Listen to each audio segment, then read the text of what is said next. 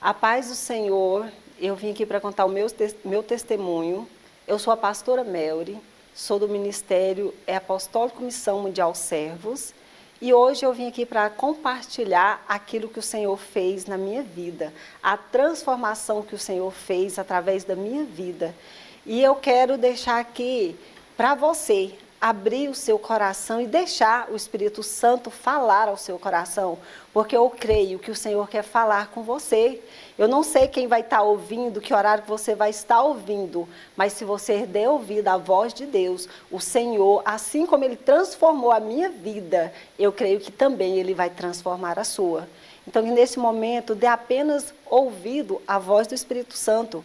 Pode vir outras vozes, mas dê apenas aquela que pode mudar a sua vida, assim também como transformou a minha. Amém? Então, irmãs e irmãos que vão estar ouvindo, eu quero deixar meu testemunho começando a dizer para vocês da minha infância. Eu vim de pais, né? A origem de onde eu vim, meus pais, pessoas humildes, né? Meus pais são cearenses, a gente veio do Ceará. Meu pai veio tentar uma vida aqui no estado de Goiás e foi muito difícil. A gente teve momentos muito difíceis. Meu pai teve 11 filhos, né? E foi muito difícil ele dar o seu melhor e criar esses filhos. Então, eu tenho uma mãe que é amorosa, toda a vida foi, com um jeitinho simples dela, mas ela deu o seu melhor. O meu pai, né, o Papai do Céu já levou o meu pai, mas é o meu herói, fez tudo o que deveria ter feito e deixou um legado, né, para nós filhos, um exemplo de pai. E na minha infância, o meu pai ele gostava muito de morar em roça. A gente foi criado ali na zona rural e muitas das vezes nós precisávamos voltar para a cidade e ficou meio que meu pai ia para a cidade e vinha para a roça e isso acabou atrapalhando um pouquinho os nossos estudos, né? Mas pela honra e glória do Senhor deu tudo certo e nós vamos aqui apresentar a minha caminhada.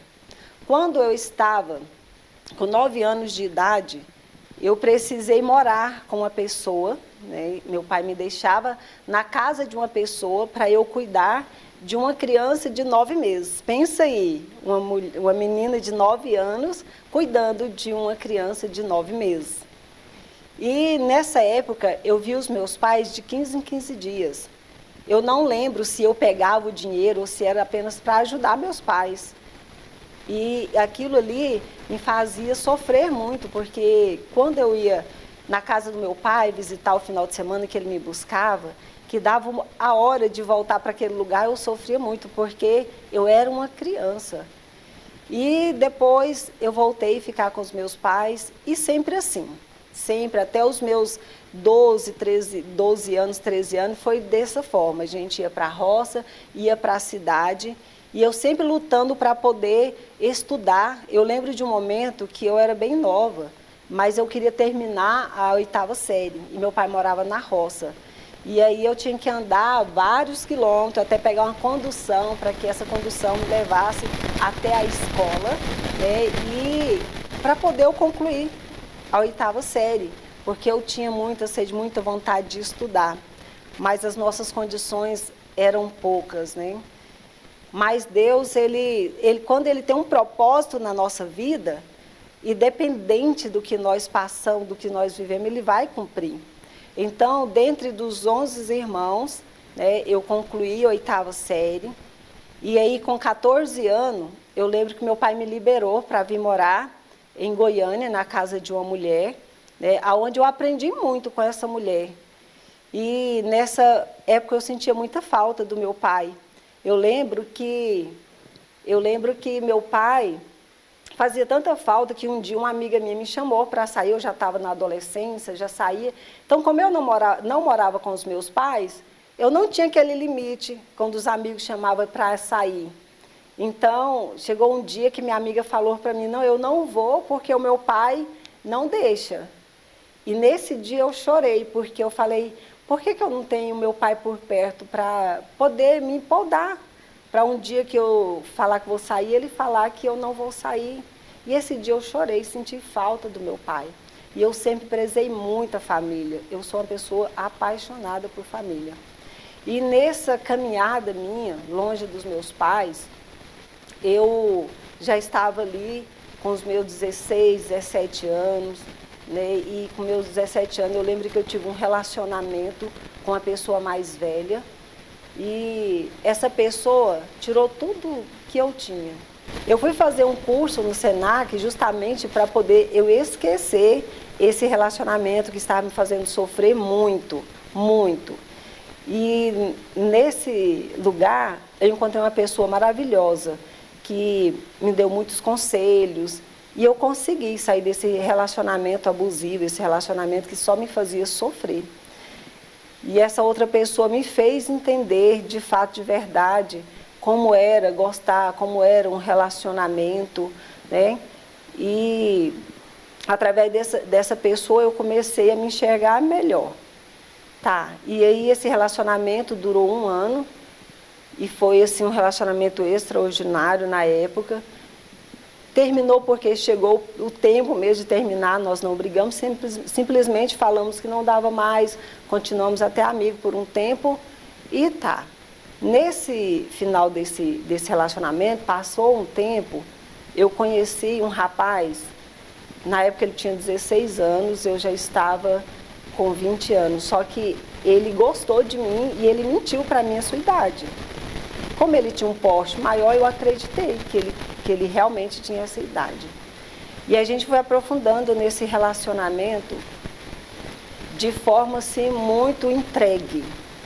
E quando a gente viu, a gente já estava 1 ano, já foi passando o período, e chegou um período que essa mulher que eu vim morar com ela me fez proposta para ir para fora do Brasil, mas com proposta que de fato não condizia com o que Deus queria de mim. Eu fui e pela graça de Deus esse propósito não se concluiu. Voltei para Goiânia e voltei a estar com esse relacionamento, o qual eu disse, né, anterior, que a gente dá muito bem e de fato foi muito bom. E chegou o ponto que eu engravidei,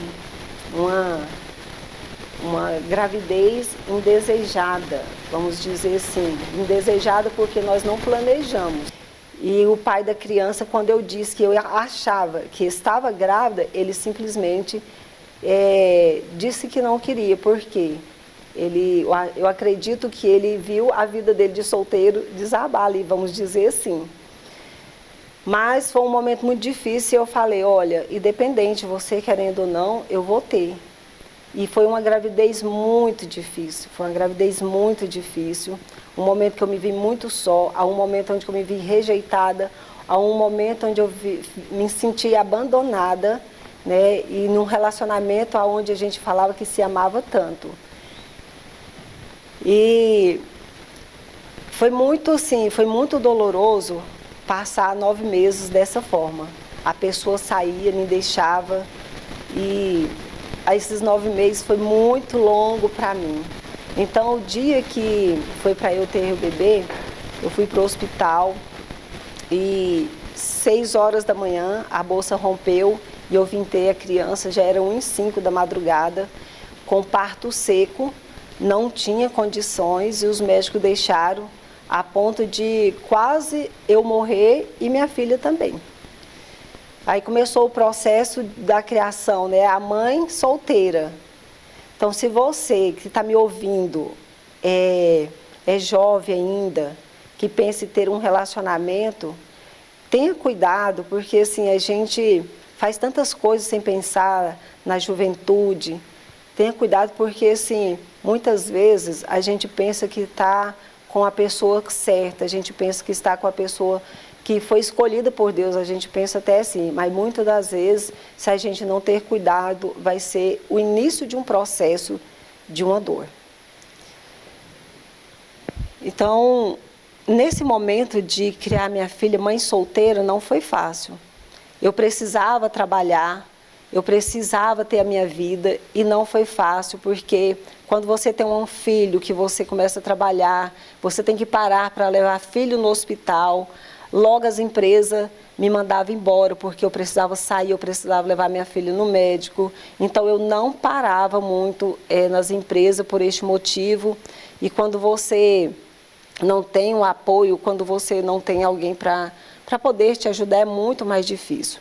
Quando eu me vi, minha filha já estava com 2 anos, e nessa época eu, mesmo sofrendo com o pai, eu fui ficar um tempo na casa da mãe dele, porque ele morava com a mãe, e eu sofri bastante, porque eu estava ali, eu era sujeita a aceitar todo tipo de humilhação.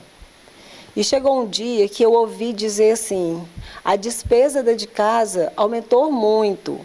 Ah, porque se não ajudar não tem jeito. E eu lembro que eu peguei a minha filha com 2 anos e o que eu tinha naquela época eram as minhas roupas. Eu coloquei em uma sacola e saí pegado na mão da minha filha, no sol quente, e uma colega minha me acolheu, uma colega não, uma amiga, uma grande amiga me acolheu na casa dela, e ela ficou muito chateada, queria tirar satisfação, mas eu falei que não tinha necessidade e o processo continua. Eu precisava trabalhar. Muitas vezes eu precisei deixar a minha filha na roça com a minha mãe. Eu trabalhava chorando, de saudade da minha filha, com vontade de estar com ela. E eu lembro um dia que minha mãe falou assim, filha, sua filha fica aqui em casa, sentada na rede, pega a sua foto e fala, mamãe, mamãe, e a lágrima desce. Como tinha um ano que ele tinha afastado, que ele tinha viajado, eu falei para ele que essa Melry que ele tinha deixado, ela não estava ali mais, ela tinha morrido, que agora eu seria diferente. Então, mesmo eu gostando, mesmo eu sofrendo, eu me posicionei e larguei, peguei a minha filha, fui para a casa da minha irmã no interior e ali a gente foi sobrevivendo. Chegou um tempo que eu fui morar só com meu irmão, minha filha ia fazer 3 anos nessa época e a gente não tinha muita condição. Era um ponto que o meu irmão ali foi um grande pai para mim, a ponto dele fazer tudo para mim, a ponto dele comprar meu shampoo, a ponto dele comprar minhas coisinhas. E Deus é muito bom, porque Deus ele prepara pessoas para cuidar da gente, né? E a minha filha ali foi crescendo e eu ficava nesse negócio interior Goiânia. E quando eu estava em Goiânia eu precisava ficar de favor, muitas vezes. Quando eu estava trabalhando eu dividia com um amigo um aluguel, mas quando não estava eu ficava de favor. E o meu maior sonho era construir uma família. O meu maior sonho era ter ali o meu cantinho. E nesse caminhar eu conheci uma pessoa, que hoje é o meu esposo. E na época, a gente namorou 1 mês, nós terminamos, né? Só que a gente ficou terminado 1 semana e ele veio, me procurou e a gente resolveu reatar esse relacionamento. Só que eu percebi nesse relacionamento que eu não amava. Naquela época eu não amava. E só que eu encontrei nele uma oportunidade de ter o meu lar, de ter a minha casa. Só que foi pouco tempo, pouquíssimo tempo, 6 meses, não deu tempo nem da gente se conhecer direito. E ali estava eu, dentro de uma casa, né, com uma pessoa que eu não conhecia direito. E foi mais um processo doloroso, porque ele trabalha até hoje com evento, mas na época ele viajava muito e eu me sentia mais uma vez ali abandonada, eu me sentia mais uma vez ali largada, porque ele ficava de 15 a 20 dias, na verdade, fora, ele não me ligava, ele não perguntava como é que eu estava. Então, se eu estava ali querendo construir uma família, ter um companheiro, eu me via só de novo. E quando eu me peguei nesse relacionamento, já tinha 2 anos. E nesses 2 anos, eu me sentia muito triste, muito só, porque eu me sentia abandonada. Quando ele chegava de viagem, era como 2 estranhos. Ele em um sofá, eu no outro sofá, a gente não tínhamos diálogo. Então, eu via aquele relacionamento muito ruim, a ponto de, como eu não conhecia Deus, né, esse Deus que eu conheço hoje, eu conhecia de ouvir falar, mas da experiência que eu tenho hoje eu não conhecia. Então eu estava com esse rapaz, né, com esse meu companheiro, e eu deixava, como ele me deixava muito só, eu saía. Eu saía de casa, eu saía para as festas com as minhas irmãs, só que eu não me sentia feliz, eu não me sentia animada com aquilo, porque de fato não era o que eu queria. Então, quando ele chegava de viagem, era dessa forma, não tinha diálogo, nada. E chegou um período que eu já estava clamando a Deus para que aquilo ali acabasse. E chegou a época de carnaval. Eu lembro que ele foi fazer uma festa porque ele trabalha com eventos. E a época de carnaval, ele me falou para ir para a cidade que ele estava. E eu lembro como se fosse hoje. Eu tomando banho para ir para essa cidade e chorando. E perguntava para Deus assim, Deus, é isso que o Senhor tem para mim? Esse relacionamento é da sua vontade? Mesmo ainda que eu não tivesse me convertido, mas eu tinha esse relacionamento com o Senhor. E eu lembro, perguntava exatamente, a lágrima descia. Eu falava, Senhor, me dá um sinal. Me dá um sinal, Pai, porque se eu for para essa cidade e ele não me der atenção, eu vou separar. E quando eu estava nessa cidade à noite, que a gente foi jantar, eu senti um enjoo. Quando eu voltei para Goiânia na segunda-feira, eu fiz o exame beta, eu estava grávida. E eu perguntei para Deus, esse é o sinal que o Senhor tem para mim? E eu comecei a pensar, meu Deus, como que eu vou viver uma mãe solteira, já com uma filha, e agora grávida? Como que eu vou fazer? E quando eu dei a notícia para ele, ele não se alegrou, não me demonstrou emoção nenhuma, nem alegre, nem triste, foi uma coisa assim natural. E aquilo ali me entristeceu. Mas fomos dando continuidade no processo. E quando eu estava ali com 3 meses de gravidez, eu vi uma mudança pequenininha nele. Porque quando eu conheci ele, esse período de 2 anos morando junto, ele não dava parabéns, ele não falava Feliz Natal, ele não desejava nada assim para a gente, passava em branco, mesmo ele sabendo, mesmo ele escutando as pessoas ligando, dando parabéns, ele não falava.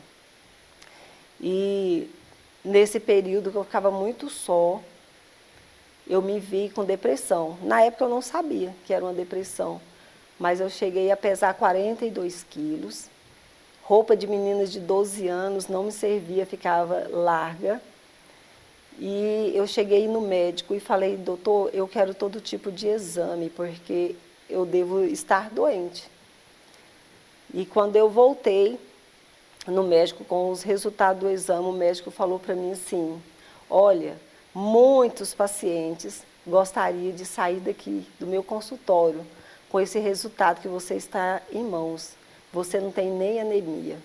Tudo que você tem está na sua cabeça. E eu estava de um jeito, irmãos, que se eu encostasse em uma pessoa dentro do eixão, eu contava a minha vida todinha ali, eu chorava dentro do eixão para quem encostasse ali próximo de mim. E quando eu descia do eixão, eu me sentia a pior pessoa do mundo, porque continuava ali o vazio. E eu trabalhando, ia para casa, e sozinha, e a barriga crescendo, e eu chorava dentro dessa casa e pensando, sempre pensando qual era o propósito desse relacionamento. Até o ponto que, quando eu estava de 7 meses de gravidez, eu já vi mais um pouquinho da mudança dele e as coisas foram melhorando de pouquinho.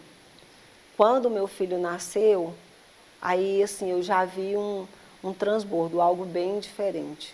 O relacionamento já foi melhorando. Tanto que um dia meu filho, eu já contei a história para ele e ele falou para mim, mãe, então o meu propósito é unir você e meu pai.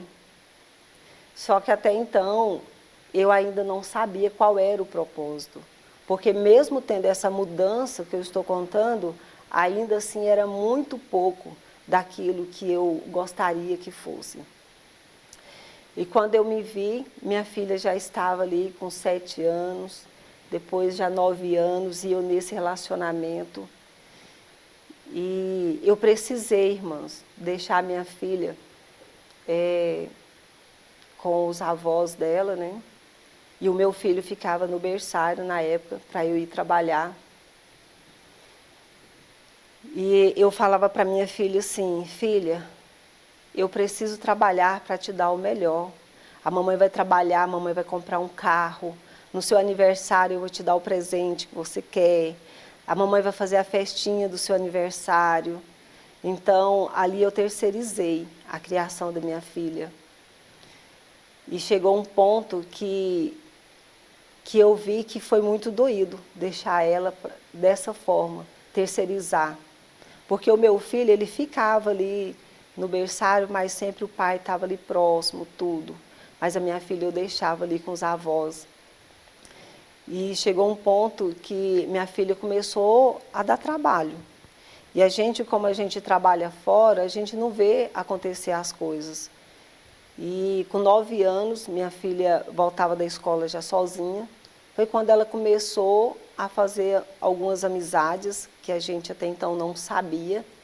E nessa idade também minha filha já se tornou mocinha, incorporou muito rápido, ficou um mulherão muito rápido. Com essa idade ela já tinha corpo de mulher. E a vida foi continuando, eu fui trabalhando e não fui reparando muito as coisas. Eu quero dizer para vocês, mãe, que tem os seus filhos ainda pequenos, foi uma lição que eu tirei para a minha vida, que se você tiver condições, tiver como você cuidar da sua filha, do seu filho, ainda pequeno, se você puder não terceirizar a criação dos seus filhos com a avó ou com tio, ou que seja em escolinha, essas coisas, se você puder estar mais próximo dos seus filhos, eu te dou um conselho aqui, que você fique, porque ali na minha cabeça eu estava fazendo o melhor para minha filha, eu estava dando o melhor, aquilo que eu não tive lá na minha infância, eu queria dar para minha filha, eu queria dar a boneca que ela queria, eu queria comprar o carro para a gente passear, eu queria ter dinheiro para a gente viajar, só que eu não me atentei que eu estava deixando de dar tempo de qualidade para minha filha, eu não me atentei que eu não estava tendo, não estava dando atenção para ela o suficiente, eu não estava reparando o que estava ali ao meu redor. Até então, ela era minha princesinha. Ali, a minha filha, o tempo que eu estava com ela, era minha princesa. E aconteceu um fato ali, já quando ela estava de 9 para 10 anos, dela estar conversando com os rapazinhos, na rua ali de casa mesmo, e eu estava trabalhando, já no início ali da noite, eu estava fazendo hora extra, até mesmo para não voltar para aquela casa que eu me sentia uma casa fria, sem diálogo, né? E eu estava trabalhando esse dia, eu trabalhei até 9 horas da noite. E a minha filha me ligava e falava, mãe, você está chegando? E eu, tá, agora eu vou, filha. Mãe, está chegando, agora eu vou. Até o momento que ela falou, mãe, eu preciso que a senhora venha embora. E nesse dia, como os vizinhos tinham visto ela conversando com os rapazes, ligaram para o pai e o pai veio. Então, neste momento, o pai tirou satisfação, não inteligente ali com os amigos dela e muito menos com ela.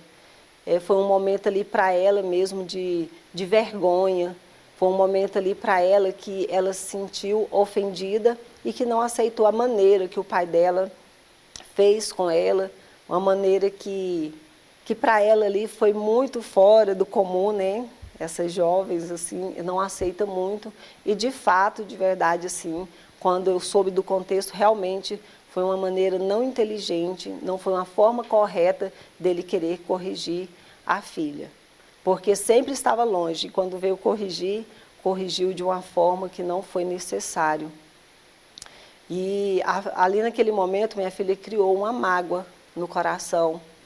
Ali naquele momento, ela criou uma raiva no coração, um sentimento de raiva. E quando ela foi para a escola, aqui já começa um processo bem dolorido, porque eu acredito que já ia começar um processo de dor, onde Deus iria chamar minha atenção. nessa idade que ela já estava tendo seus contatos, já estava tendo amizades, né? Ela foi para o colégio e o inimigo ele já estava ali preparando um vendaval ali na nossa vida. Por quê que eu falo na nossa vida? Porque a gente estava totalmente aberto, porque a gente não tinha uma cobertura espiritual. Então, assim, quando a gente se viu, a gente já estava no meio de um terremoto, vamos dizer assim.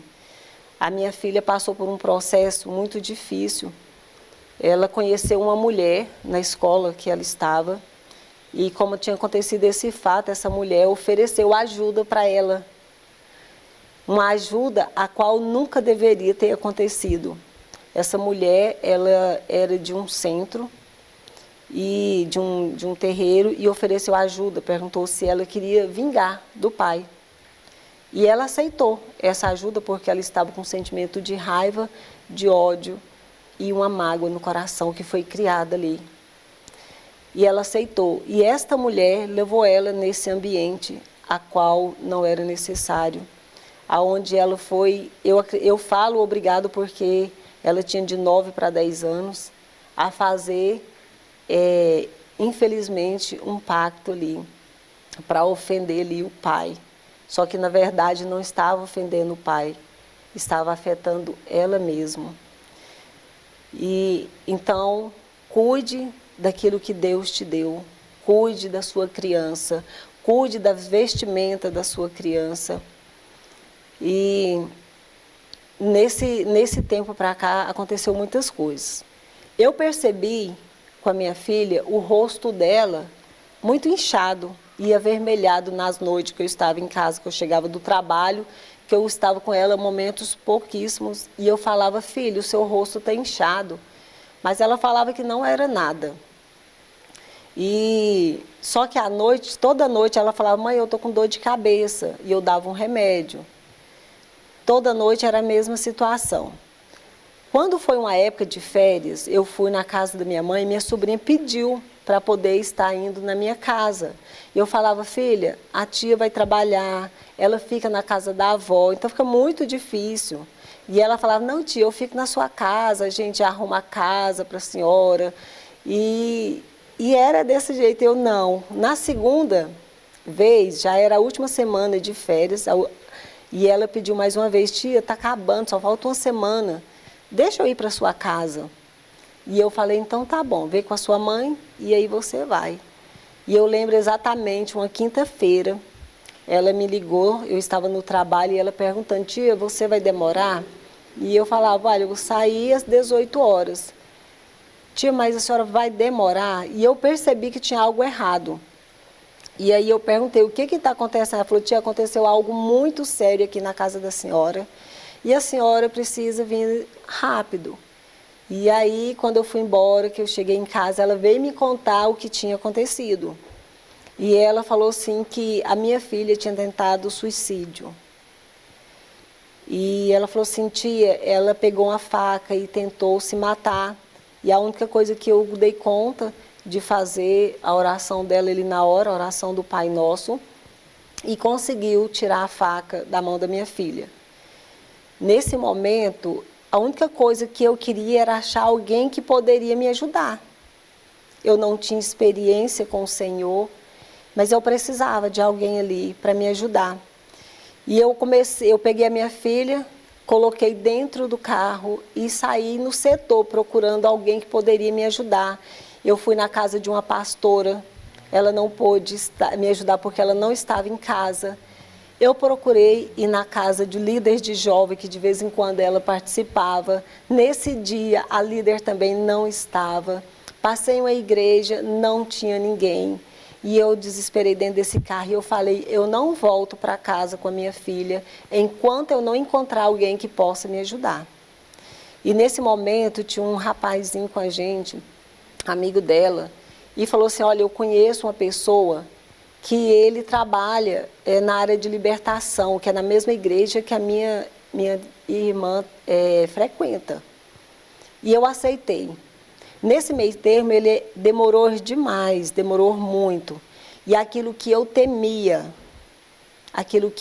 aconteceu dentro da minha casa. Assim como eu tinha medo de ir para uma igreja evangélica onde trabalhava com libertação, eu vi aquela situação dentro da minha casa acontecendo. E até esse pastor chegar, veio outras pessoas para ajudar, só que não eram pessoas preparadas para aquela situação. Aí demorou muito, umas 2 horas mais ou menos, eu vivendo essa situação. Esse pastor chegou lá em casa e quando ele olhou no quarto da minha filha, ele já falou: eu já vi o que está acontecendo. E ele esperou as outras pessoas que estavam ali ajudando, que não era preparada para esta situação. E quando ele foi, ele ali usou de autoridade do Espírito Santo, expulsou aquele mal. E ele me chamou para conversar e ele falou: olha, tem aquele quadrinho de batismo e o mal, ele está escondendo atrás daquele quadro. Eu não queria acreditar naquilo, mas de fato estava acontecendo. E a partir desse momento, tudo que ele me falou, tudo que ele me direcionou, tudo que ele me instruiu, eu peguei tudo que ali, que era um contato, né, para o mal agir dentro do meu lar, eu tirei, que era aquele quadro de batismo, a roupa de batismo, eu tirei. Só que o processo estava somente começando. Depois de tudo isso, a minha filha me chamou, né, para a gente conversar e ela veio me contar tudo o que estava acontecendo. O que eu vou falar para vocês aqui foi muito forte, foi muito forte. E nesse período eu escutava a minha filha quando ia tomar banho conversar dentro do banheiro. E eu sempre perguntava: filha, o que está acontecendo? Você está conversando com quem? E ela falava: não, mãe, com ninguém. Só que nesse dia que nós conversamos, ela abriu o jogo comigo. Ali, quando a minha filha ia tomar banho, o mal se materializava. Ele, de fato, ele aparecia ali para ela. E ela conversava. E só que o nosso inimigo, ele é sagaz. Ele falava para ela, se ela me contasse, ele iria matar a mãe, ele ia matar o irmão. E ela tinha medo de me contar.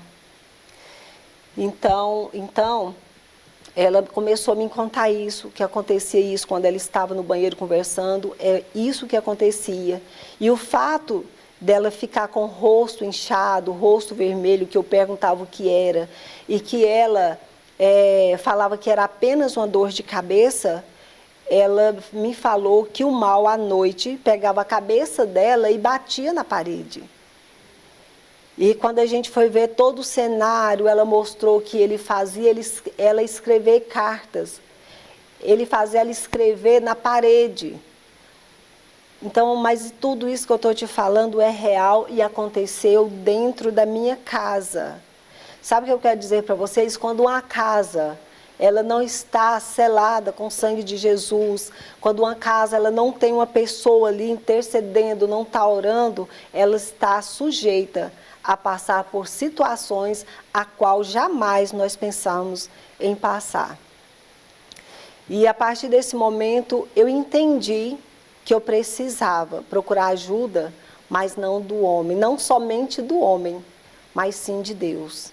Esse pastor que foi lá, que me direcionou, que falou as instruções que eu deveria fazer, ele me convidou a ir no ministério chamado Igreja Apostólica Missão Mundial Servos, é a qual estou até hoje. Ele me convidou no culto de jovens, na sexta-feira, levei a minha filha.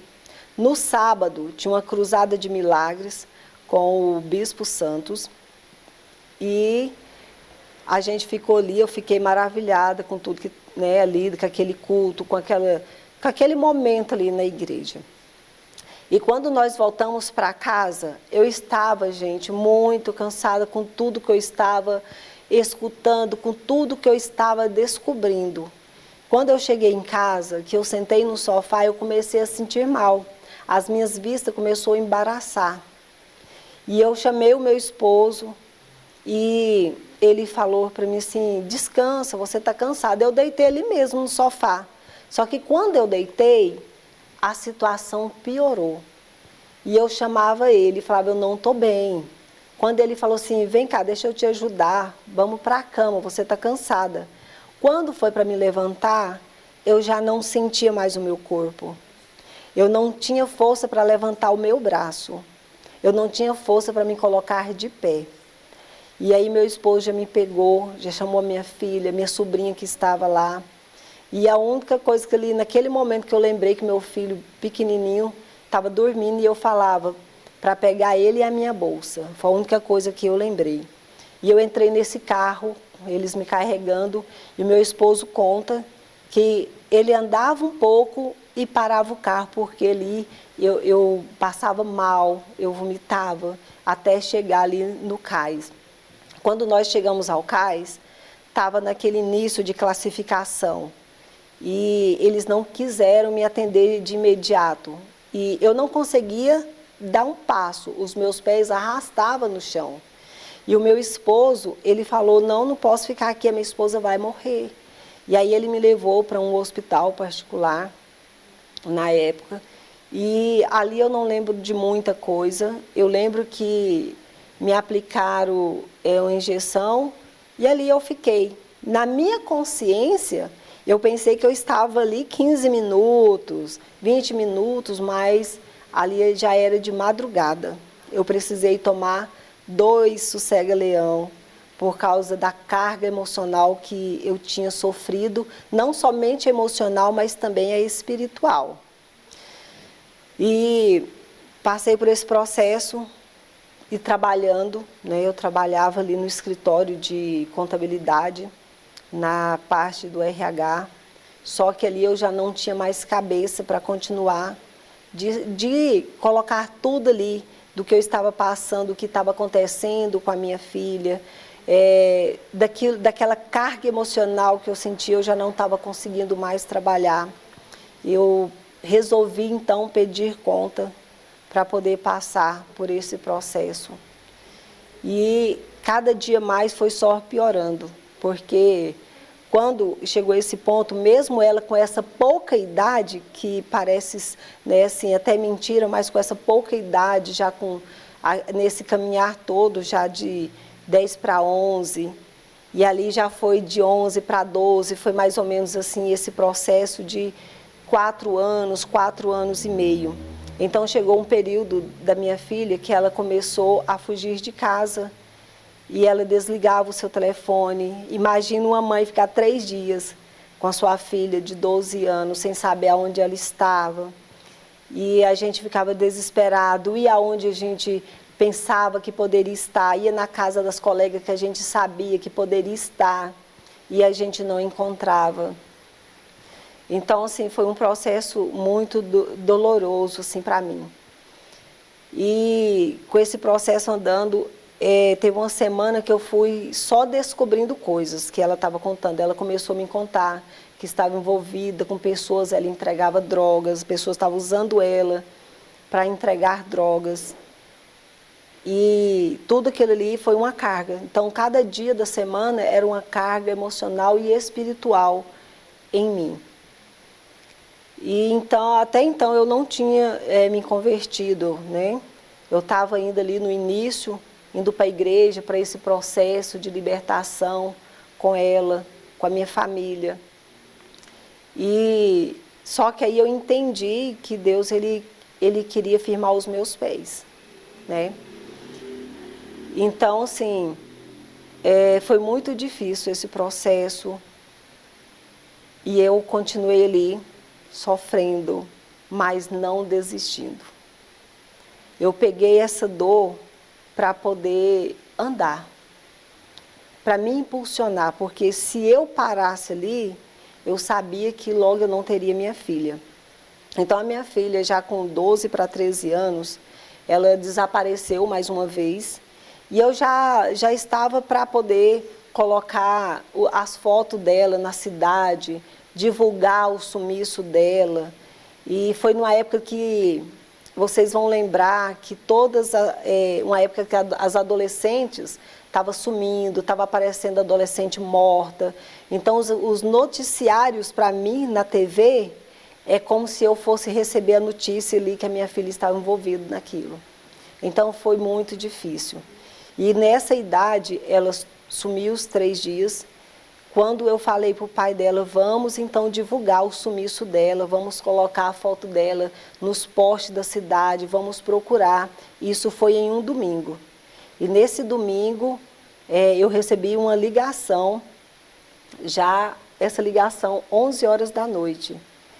E quando a pessoa perguntou de fato o meu nome, eu já assustei, porque era assim, noticiário na TV e ligação, né, falando o meu nome e o nome dela, eu já pensava, ou era morte, ou era acidente, eu só pensava coisas terríveis.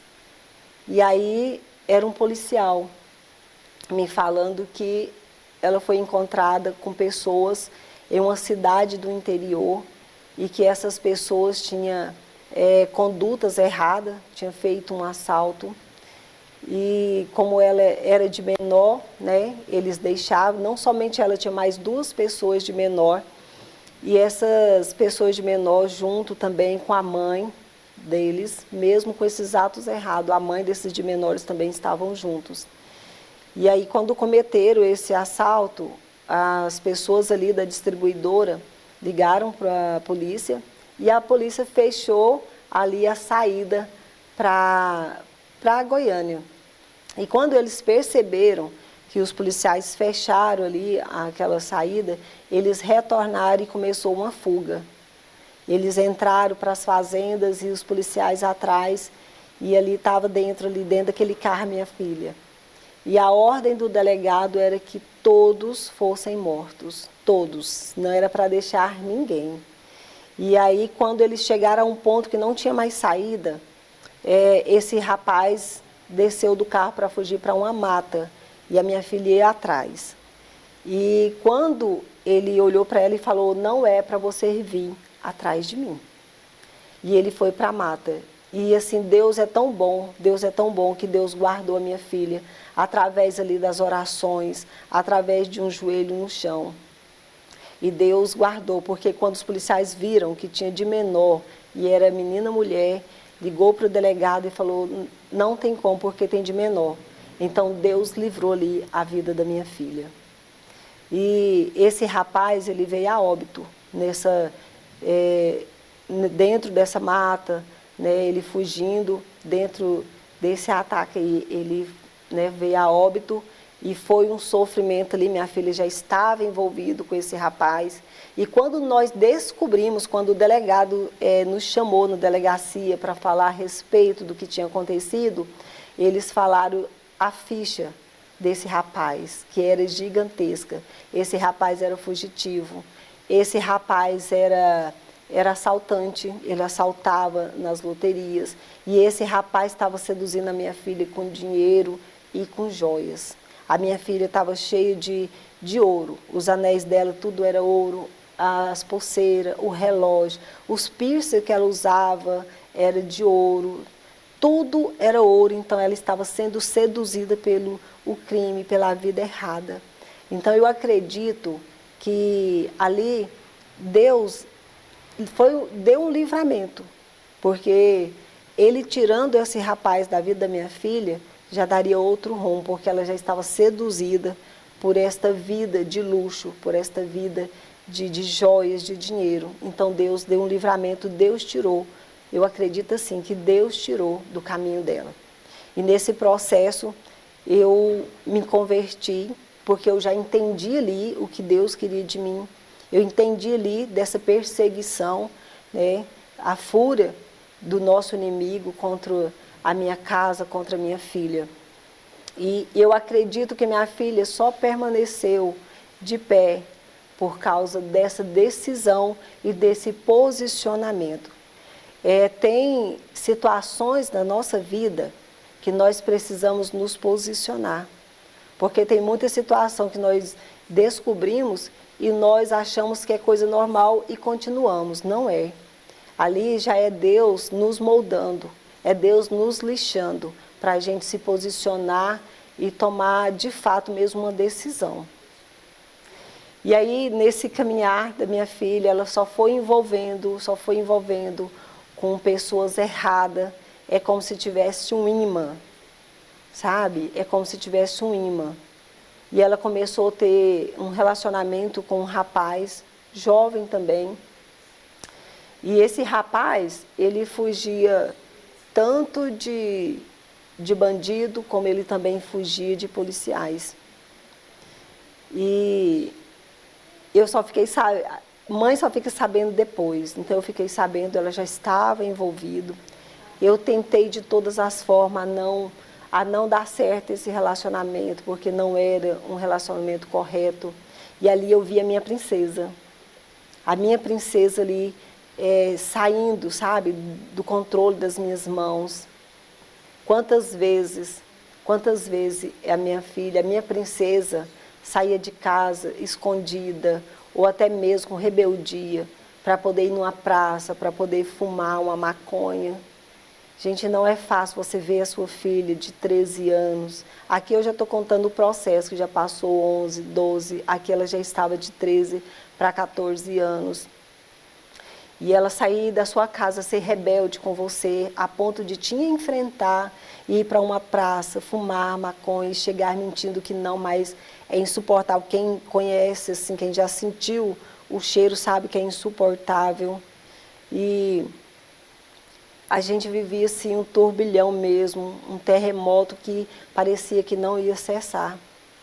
Então eu vi a minha princesa cada dia mais saindo do controle das minhas mãos. E nesse período, esse rapaz que ela se envolveu, ela foi com ele para uma cidade. Teve uma vez que ela não queria ir. E ela disse que ela foi de Goiânia até essa cidade do interior, forçada, porque ele colocou tipo uma arma branca no rumo da coxa dela. Se ela tentasse pular do carro, se ela tentasse fugir, ele ia machucar. E, de certa forma, foi envolvendo nesse relacionamento, de uma forma que, às vezes, ele ia preso e ela tinha contato, tipo, com a família dele. Então, quando ele ia sair, nessa idade, ela dirigia, ela já tinha aprendido a dirigir. Então, a própria família dele fazia com que ela pegasse o carro, fosse na porta do presídio e fugia aí para um interior qualquer aqui, né, mais próximo de Goiânia. Então ela já pegava ele na porta do presídio e ia para uma cidade onde eu não saberia para onde ela estava indo. Muitas vezes eu nem sabia. Quando eu sabia, ela já estava lá nessa cidade. Então eu orando, pedindo a Deus e sentindo medo ali da perda mesmo. E aí chegou um dia que a minha filha foi lá em casa com essa pessoa. Não é fácil, mas chega um momento que você não entende mais porque de tudo ali que está acontecendo. E nesse dia ela saiu com ele, mas não falava a cidade a qual estava indo. E passou algumas horas, mais ou menos uma hora, ela voltou em casa e pediu para que eu fizesse uma oração com eles. E eu fiz essa oração com eles. Porque esse rapaz, mesmo ele sendo dessa forma, eu tentava ajudar ele. Mesmo eu sabendo que ele estava fazendo mal para minha filha, eu orava com ele. A ponto dele falar para mim que ninguém nunca tinha feito isso com ele. A ponto dele me agradecer, porque ninguém tinha feito isso com ele. Então, gente, não é fácil você saber que uma pessoa que está fazendo mal ali para a sua filha, que está trazendo prejuízo, que está te fazendo sofrer, e mesmo assim você orar para aquela pessoa. Mesmo assim, você sentia amor. E eu orava com ele e dava conselho para ele. E chegou uma época, aí tá, nesse dia eles foram, né, eu orei com eles e eles foram para essa cidade do interior e alguém teria dedado ele. Quando ele chegou lá, na porta do prédio que eles estavam ficando, tinha um pessoal esperando ele, da parte da polícia. e levaram eles para um lugar, eu não sei dizer nome, mas eu vou falar da forma que eu sei, para um lugar que é mato, onde eles afogam, onde eles batem. E ali minha filha estava junto. E só que no momento ainda eu não estava sabendo o que estava acontecendo. Estava acontecendo lá com ela, só que ainda eu estava ali na minha casa não sabendo. E o nosso inimigo, o inimigo da nossa alma, ele falava ao meu ouvido que eu ia receber uma ligação, que a minha filha estava morta. Só que eu não sabia o que estava acontecendo e ali o nosso inimigo falando ao meu ouvido: você vai receber uma ligação, a sua filha está morta. E isso foi essa opressão a manhã inteira, até 2 horas da tarde. Ali eu lavei vasilhas chorando, eu fiz almoço chorando, eu organizava as coisas chorando. E quando foi 2 horas da tarde, o Espírito Santo me tocou para eu ir ao espelho. E eu fui ao espelho. E eu olhei para mim no espelho e falei para esse inimigo que ele não era poderoso a ponto de tirar a vida da minha filha. Eu repreendi ali aquela opressão, eu repreendi aquela voz. E aí Deus veio e cessou as minhas lágrimas. É como se Deus falasse assim: filha, eu estou no controle. Filha, eu estou na frente, eu estou nessa situação. E Deus tirou aquele choro. E eu acalmei a minha alma, eu acalmei o meu coração. E logo eu recebi uma ligação. E era minha filha. E aí ela me contou esse fato, que ela estava nesse lugar e estava sendo também ali, né, humilhada por aqueles policiais, a ponto deles colocar um saco na cabeça dela e ela ficava com esse sufocada a ponto de desmaiar. Ele só liberava ela quando ela desmaiava. Eles machucaram, bateram ali próximo do rosto dela, que ela ficou ruim da audição, ficou um tempo ruim da audição. E eles só pararam de judiar dela porque o rapaz que estava com ela falou que ela estava grávida. Ela não estava, mas ele falou que sim, para eles parar. Só que ela já tinha ali machucado muito, já tinha chegado ao ponto, né, de quase morrer. Eu acredito mais uma vez ali no livramento desse Deus maravilhoso. Mais uma vez as minhas intercessões estavam valendo a pena. Então eu quis continuar. E chegou um ponto de tanto sofrimento, esse rapaz levou ela para um centro, né, onde a avó dele era dona, e falou para ela que ali ele ia pedir um guia, de um cuidado, né? De uma proteção, essa é a palavra. Então ali eles colocavam aqueles guias de proteção e ele falou para ela: olha, que é para a gente ser protegido, e colocou nela também. E uma certa feita, eles estavam no interior também, e ali o inimigo manifestou na vida desse rapaz, e ele estava com a arma na mão, e ali ele queria ter relação com a minha filha ali manifestado. E ela lembrou, né, desse Deus maravilhoso, e ela começou a clamar o sangue de Jesus. E ele falava para ela que esse Deus dela não ia salvar ela naquele momento, com a arma apontada e falando para ela, ameaçando ali que ela tirasse a roupa. E ela lembrou que ela estava com esse guia no pescoço, e lembrou mais forte ainda de Jesus, do sangue de Jesus. E foi quando ela pegou nesse colar e rebentou esse colar, jogou no chão e falou: o sangue de Jesus tem poder. Quando ela teve essa atitude, essa pessoa, ela voltou em si, o mal saiu do corpo dela, e foi aonde não aconteceu o ato, para a honra e glória do nosso Deus. E quando ela, nesse ato, ela percebeu que a qualquer momento ele iria matar ela. Foi quando ela me ligou e falou: mãe, eu preciso de ajuda. E ali eu já vi a mão de Deus trabalhar. Mãe, eu preciso de ajuda, porque senão ele vai me matar. E nessa época a gente já queria tirar ela de Goiânia para poder sair desse movimento, para poder sair dessa situação. Só que nós falávamos para ela que ia levar ela para uma chácara, parente do pai dela em São Paulo. A gente não falava que estava organizando um lugar em Goiânia mesmo.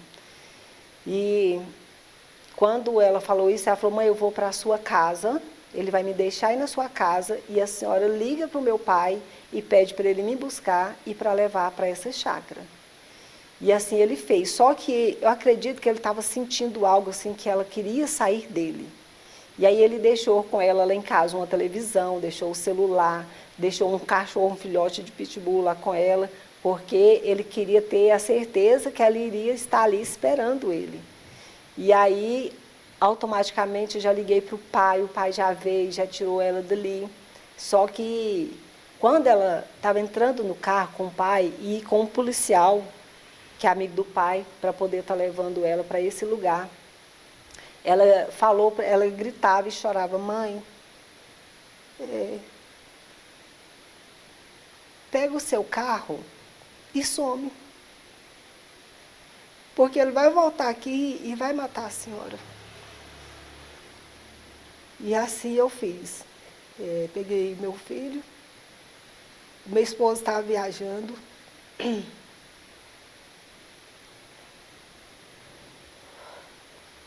E aí eu fui para o interior, fui para a casa da minha irmã.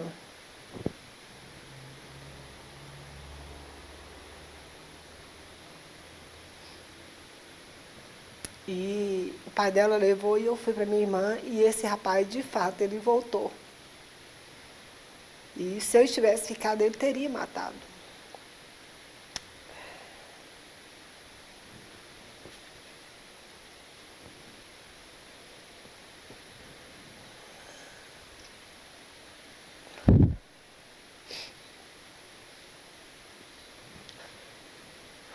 E eu precisei voltar, né, do interior no outro dia para dar entrada nos papéis onde a gente tinha arrumado uma clínica evangélica para ela fazer tratamento.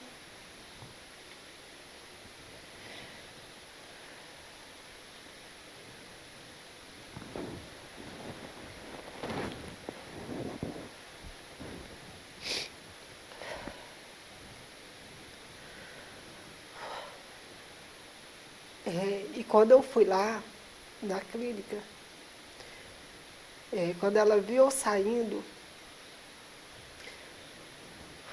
ela gritava igual uma criança: mãe, não me deixa aqui. Mãe, por favor, não me deixa aqui. E ali eu percebia como se ela fosse uma criança deixada ali no colégio, a primeira vez da vida dela. E eu saí daquele portão, entrando no carro, ouvindo os gritos da minha filha. E ali começou o processo. Ali começou um processo do tratamento dela, de afastar dele e dela também. Largar o vício, né, da maconha. E ela me contou que ali eles sedavam ela. O processo que todo mundo sabe que precisa. E ali minha filha ficou meses. De 15 em 15 dias eu precisava. A primeira visita eu fiquei 15 dias sem saber notícia nenhuma. E com um mês eu fui ver minha filha. E eu precisava levar as coisas para ela. Chegou um ponto tão doído assim que eu fui visitar ela uma vez e eu perdi o sentido. Eu não sabia. Eu visitei ela e quando eu fui embora, eu simplesmente parei no caminho, eu não sabia onde eu estava. É como se as minhas emoções estivessem tão abalada, que eu não conseguia entender nem onde eu estava. Porque, de fato, eu não queria acreditar que eu estava passando por tudo aquilo. E, na época, eu não queria. Tem coisas que eu falo aqui que nem minha mãe sabe o que aconteceu. Família, só umas duas mais próximas que eu contava. E eu ia para a casa da minha mãe, eu ia dirigindo, era chorando, eu voltava chorando. E quando eu estava na minha mãe, perto dela eu conseguia manter as lágrimas. Mas ela saía de perto de mim, eu não conseguia. E ela perguntava, filha, o que está acontecendo? Porque eu emagreci, eu fiquei muito magra. Eu fiquei com um aspecto doente mesmo. E ela perguntava, eu falei, não, mãe, não é nada não. Perguntava pela minha filha, mãe, tá dando trabalho isso, mas não contava de fato o que estava acontecendo. Aí passou um tempo, a minha filha batizou nessa clínica, né, e estava, vamos dizer que estava pronta para sair dali. E só que o pai dela já não estava na mesma visão, que nesse período de tempo eu já estava firme ali na casa do Senhor, desde o primeiro dia que ela passou mal, que eu fui para a igreja, esse ministério ao qual eu estou até hoje, eu não abri mão, porque eu sabia desse posicionamento que eu precisava para manter a minha filha viva. Eu sabia que eu precisava estar ali na brecha, eu sabia que eu precisava estar ali na intercessão para que ela permanecesse viva. Então, quando ela saiu, o pai dela não tinha a mesma visão. O pai dela já tirou ela, já levava ela para os bar com ele. E eu falava, não, isso não está certo, não está certo. Eu tentando consertar as coisas e ele, né, tirando ali. E aos pouquinhos minha filha voltou de novo a beber. Começou, como se diz, o processo ali que eu pensei que estava findando, ainda continuava. E ela foi envolvendo com muita coisa de novo. As mesmas histórias, pessoas erradas, coisas erradas. E aí chegou um ponto que eu pedindo tanto a Deus, para que a história fosse mudada. E eu pedi tanto a Deus para que esse rapaz afastasse da vida dela. Esse rapaz ao qual eu tinha levado ela e ele tinha me procurado para me matar. Ele continuava procurando, mandava mensagem, perguntava para as pessoas dela. E nesse período de tempo, eu conversando com ele, continuando ali, falei para ele que ela estava em São Paulo, nessa fazenda, continuei falando isso. E ele me ligava, eu falava com ele, eu orava com ele. E um dia ele falou para mim que me respeitava muito. Foi um tempo que ele sumiu e a minha oração era, Senhor, faça a tua justiça. Eu não quero a justiça do homem na vida desse rapaz, porque eu sei que ele também tem uma família que sofre. Eu sei que ele também é uma pessoa que sofre na mão do inimigo. Então, eu orava para que Deus restaurasse a vida dele, mas que Deus afastasse, tirasse ali da vida da minha filha, tirasse aquele sentimento do coração dela. E assim Deus fez. Mas antes dele afastar, ele me mandou uma mensagem uma vez, com uma foto no perfil dele, muito feia. E eu fiquei com medo, porque de certa forma a gente tinha medo até mesmo de sair de casa, porque a gente sabia que poderia estarmos também sendo perseguidos por todo o contexto. E ele me mandou uma mensagem uma vez, eu fiquei com medo de responder. E ele mandou, tipo, sorrindo, né? E falou, você está com medo? E ele falou assim, não precisa ter medo, porque eu nunca fiz nada de ruim com você, com a sua família, porque eu te respeito muito e pela pessoa que você é. Então eu entendi que mesmo a gente sabendo que a pessoa ali está no caminho errado, a gente precisa entender que tem uma família que sofre.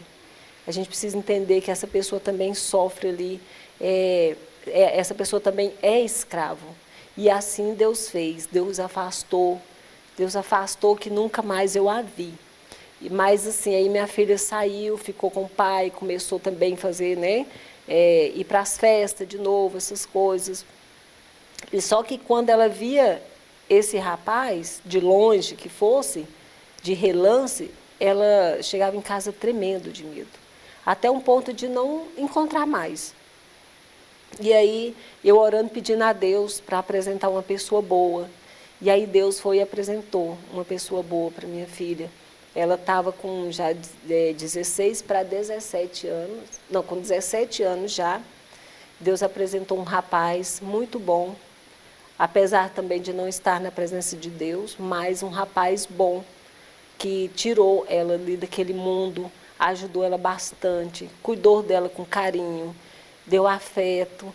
Então, eles, né, começaram um relacionamento muito bonito e resolveram ir morar juntos. Eles tiveram a casa no condomínio, a casa de novela, a coisa mais linda do mundo. Só que o que atrapalhou? Eles não entenderam que Deus tem um propósito na vida deles e eles começaram a sair, começaram, mesmo estando morando junto, iam para a festa, bebiam. Quando bebia, aí você pode entender que não dava certo. Quando bebe, muda, a pessoa muda. Então, eles estavam juntos, saía dessa forma e logo ela engravidou. Mesmo grávida, eles saíam. Só que chegou um ponto, né, da gravidez que não dava mais para sair. Logo ela teve o bebê, o meu neto, a coisa mais linda, o presente de Deus. E com 2 meses dessa criança, eles resolveram deixar com a avó e foram para a festa. E nessa saída, olha para você ver, Deus tinha mandado um recado pela mãe do rapaz, que também é evangélico, uma pessoa maravilhosa. Deus mandou um recado por ela, para eles não saírem naquela noite, porque ela via a casa deles como um terremoto. Ela via papéis, ela via coisas voando dentro da casa deles. Mas eles não deram ouvido à voz de Deus. Quando Deus falar com você, obedeça, porque Deus ele pode usar qualquer pessoa. E se você sentir do seu coração que é Deus falando com você, dá ouvido, porque eles não deram.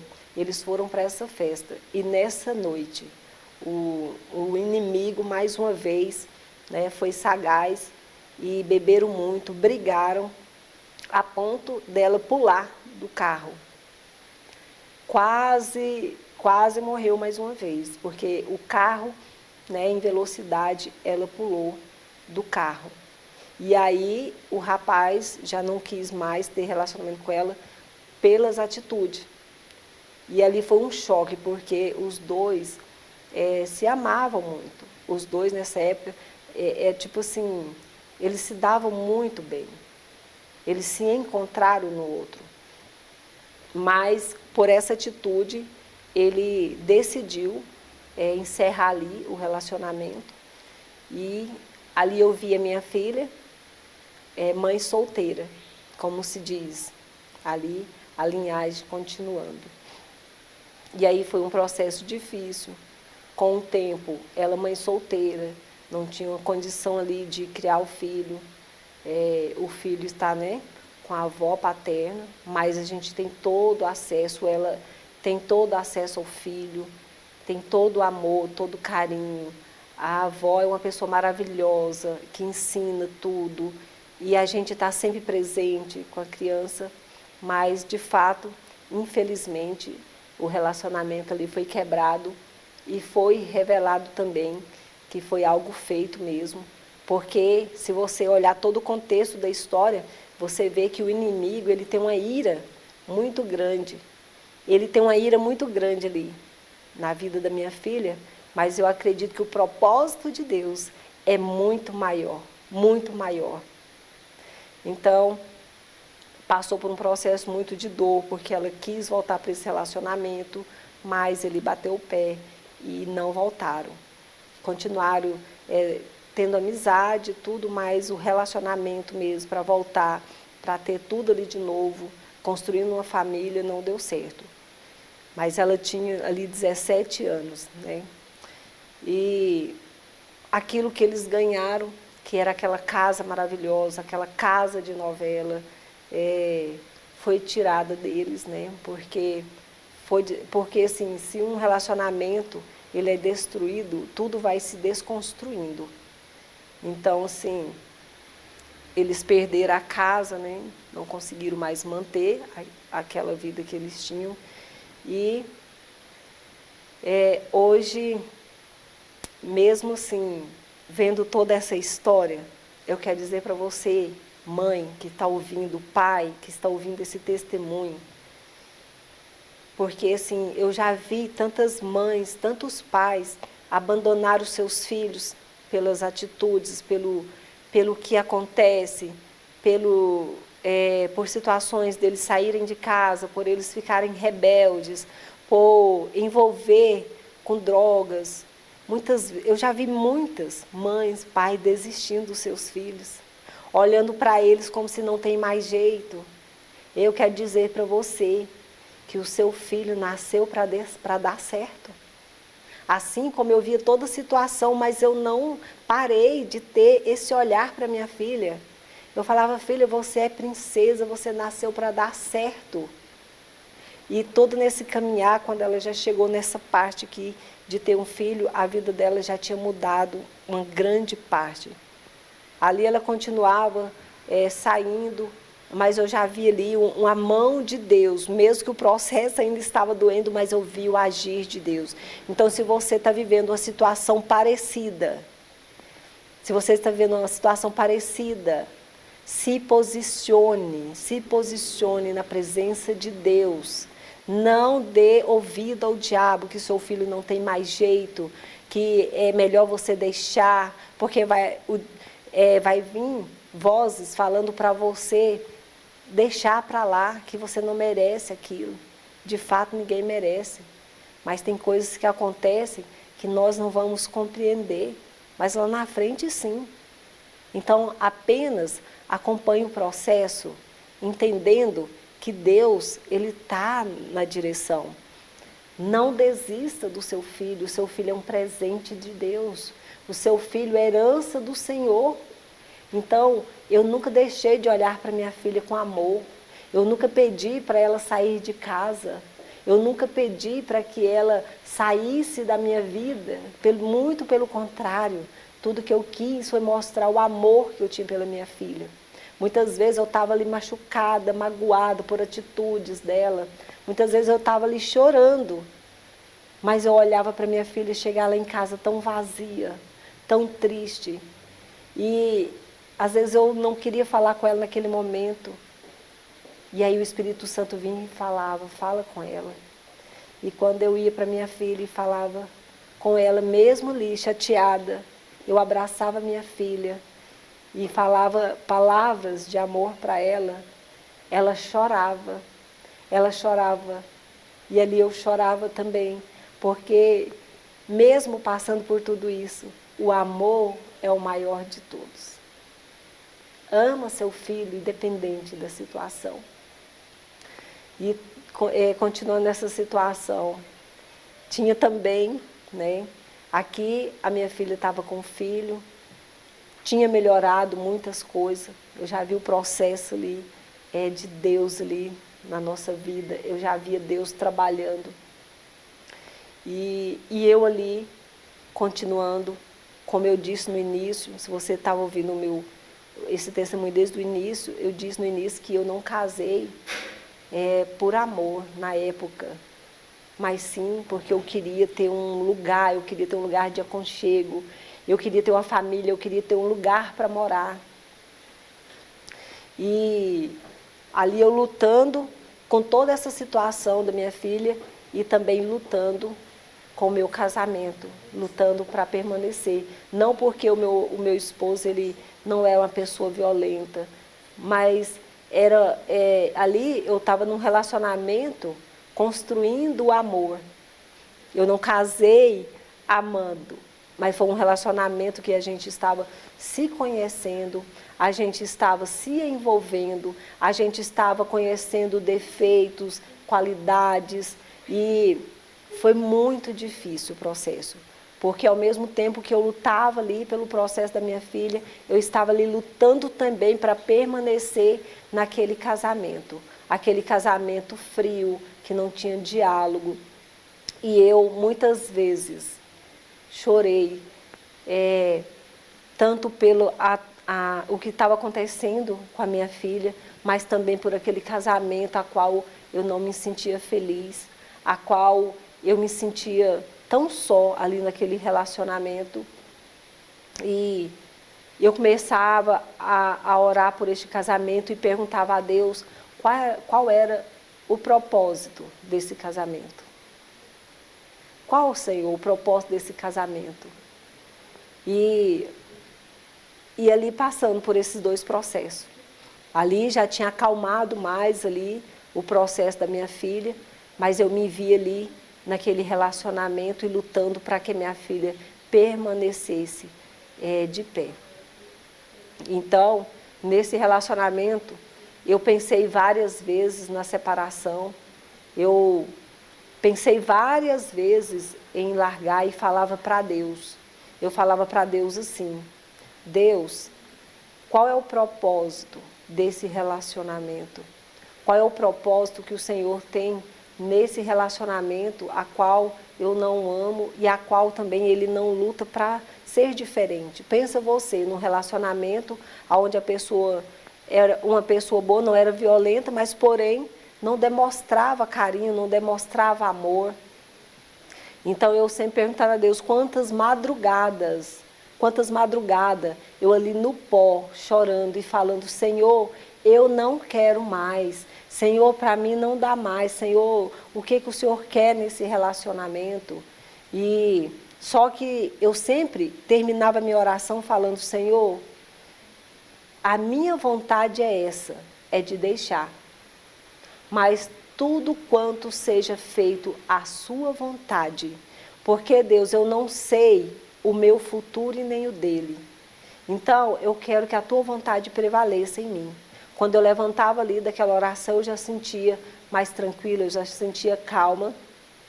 E eu olhava, assim, a situação que meu esposo dava que ela melhorava. Mas era como um ciclo, melhorava ali, e aí quando eu percebia, nós estávamos ali na mesma situação. A gente estava ali na mesma situação e eu de novo perguntando a Deus qual era o propósito e falando de separação. Eu vivia ouvindo essa voz: separa, separa, separa.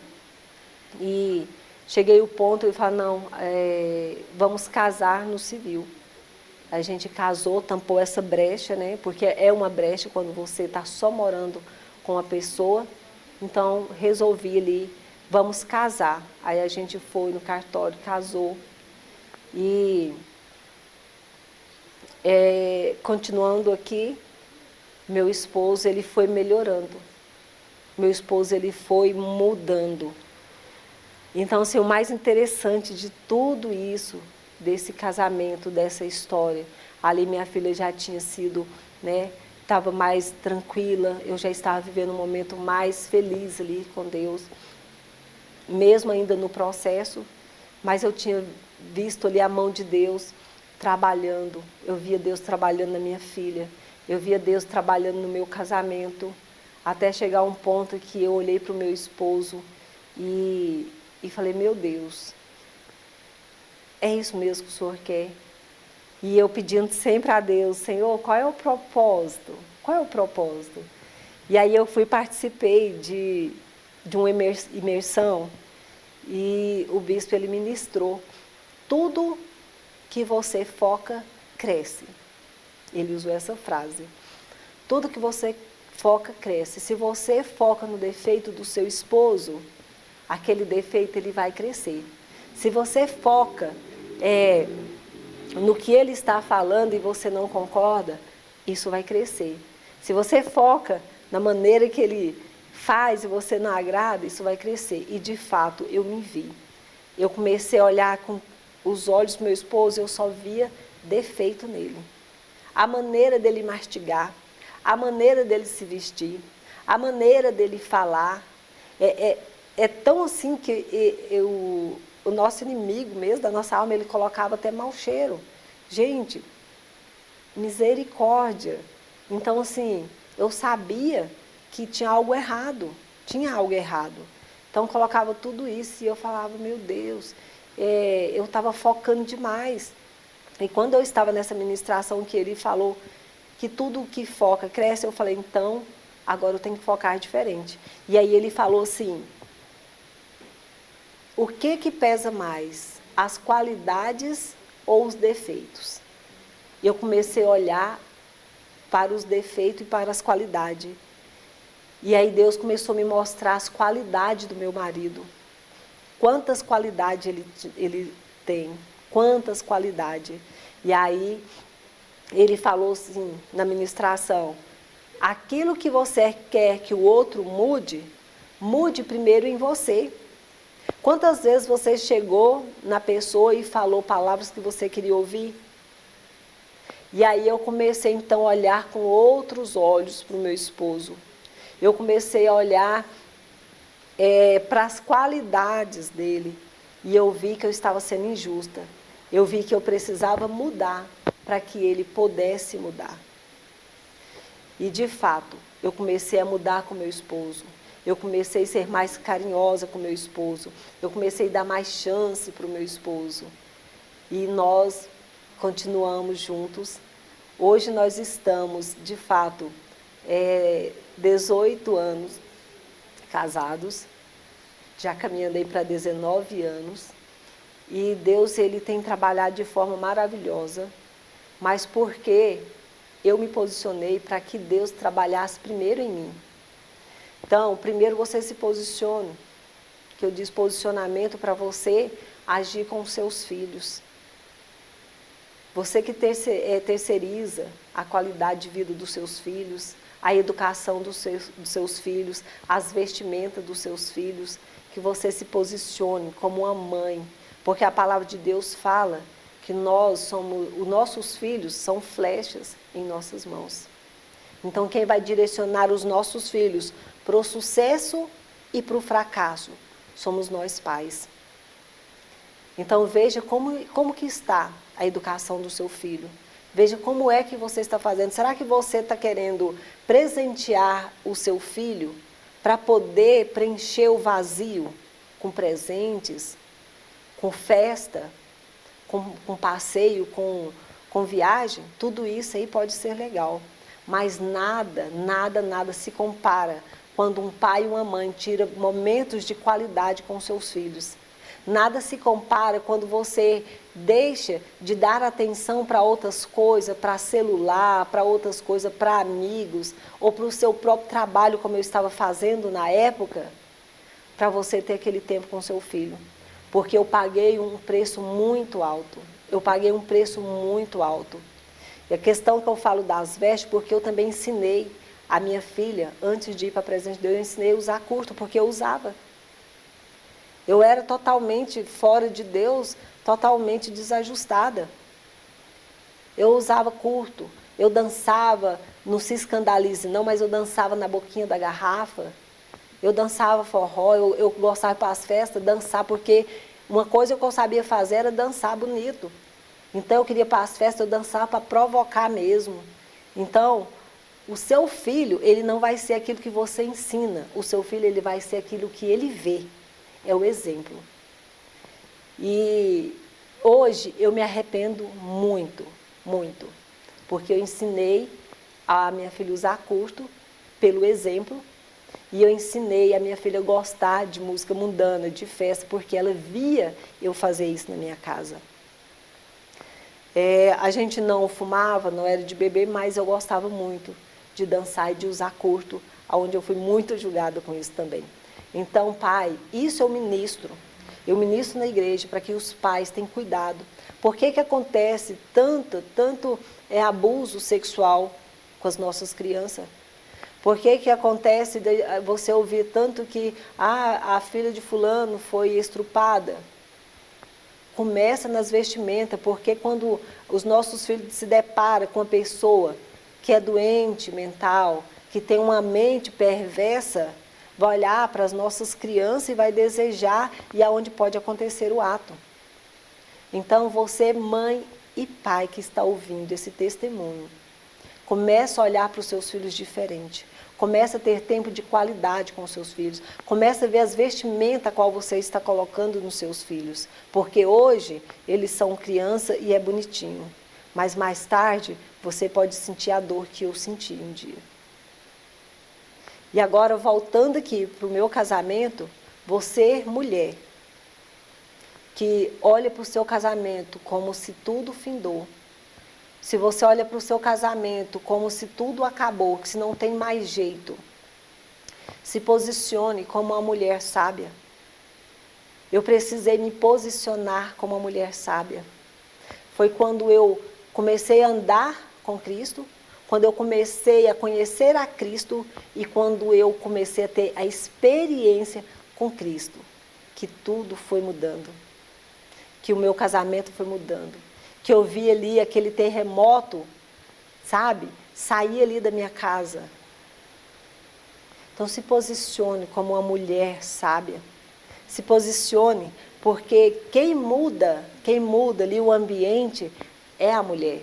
Não que o homem não tenha que fazer a parte, mas se você quer que o outro mude, tanto você mulher e você homem também, que está aí me ouvindo e quer que a sua esposa mude, a palavra de Deus diz que a mulher, ela precisa ser sábia, que a mulher, ela precisa ser submissa ao seu esposo.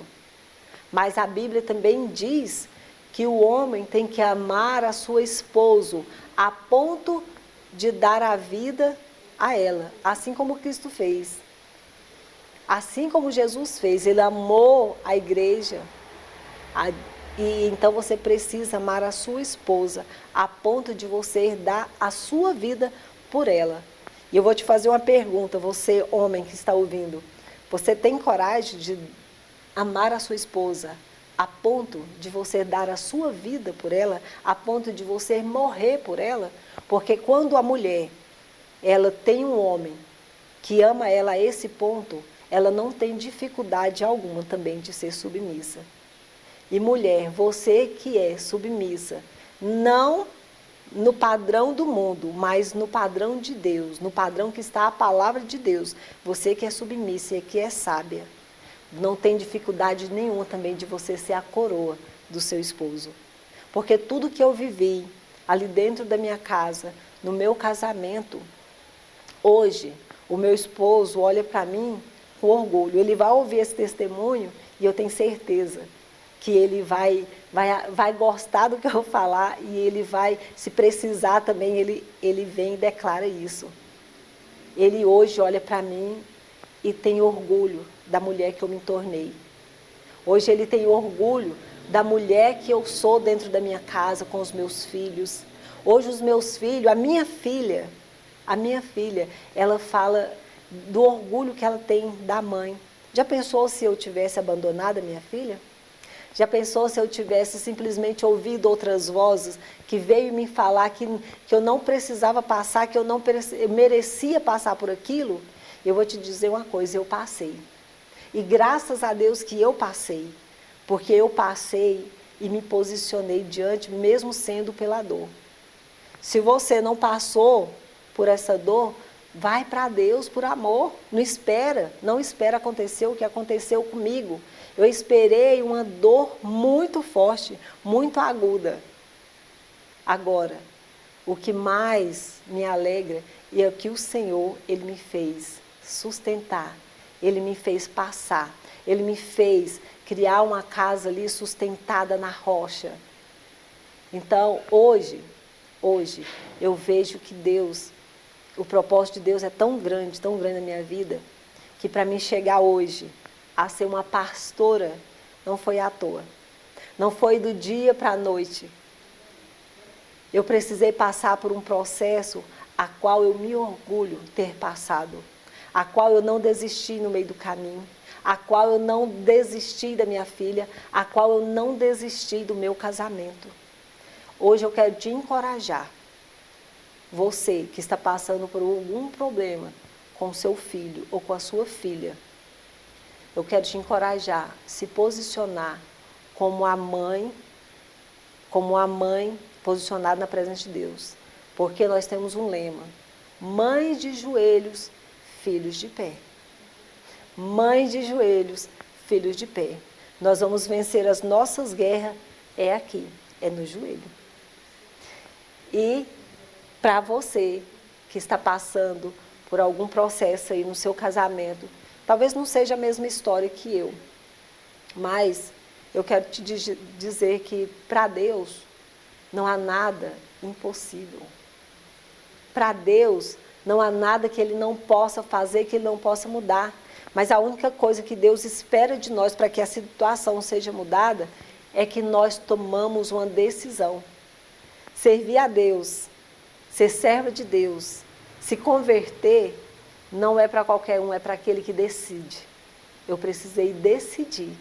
Então, se você quer ver a sua vida transformada, hoje, eu te encorajo. Decida servir a esse Deus. Decida a se posicionar. Amém?